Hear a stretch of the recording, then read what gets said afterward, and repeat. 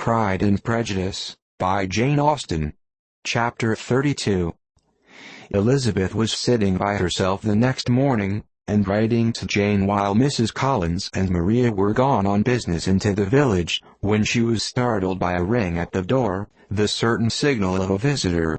As she had heard no carriage, she thought it not unlikely to be Lady Catherine, and under that apprehension was putting away her half-finished letter that she might escape all impertinent questions, when the door opened, and, to her very great surprise, Mr. Darcy, and Mr. Darcy only, entered the room.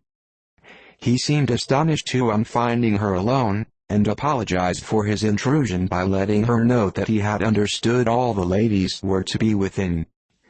They then sat down, and when her inquiries after Rosings were made, seemed in danger of sinking into total silence.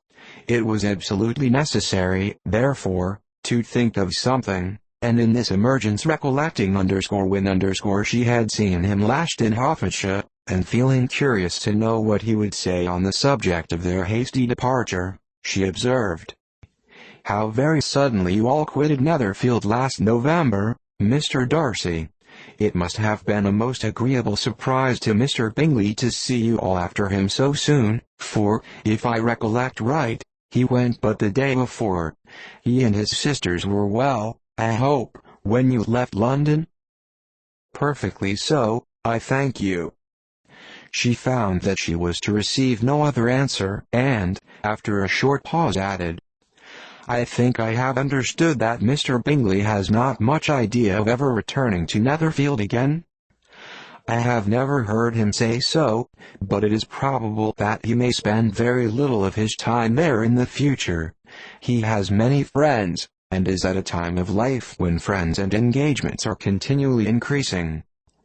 If he means to be but little at Netherfield, it would be better for the neighborhood that he should give up the place entirely, for then we might possibly get a settled family there.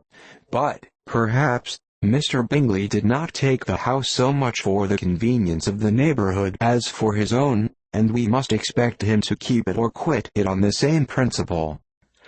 "I should not be surprised," said Darcy, "if he were to give it up as soon as any eligible purchase offers."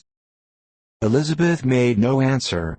She was afraid of talking longer of his friend, and, having nothing else to say, was now determined to leave the trouble of finding a subject to him. He took the hint, and soon began with, "This seems a very comfortable house. Lady Catherine, I believe, did a great deal to it when Mr. Collins first came to Hunsford." "I believe she did, and I am sure she could not have bestowed her kindness on a more grateful object. Mr. Collins appears to be very fortunate in his choice of a wife." "Yes, indeed, his friends may well rejoice in his having met with one of the very few sensible women who would have accepted him, or have made him happy if they had. My friend has an excellent understanding, though I am not certain that I consider her marrying Mr. Collins as the wisest thing she ever did. She seems perfectly happy, however, and in a prudential light it is certainly a very good match for her. It must be very agreeable for her to be settled within so easy a distance of her own family and friends.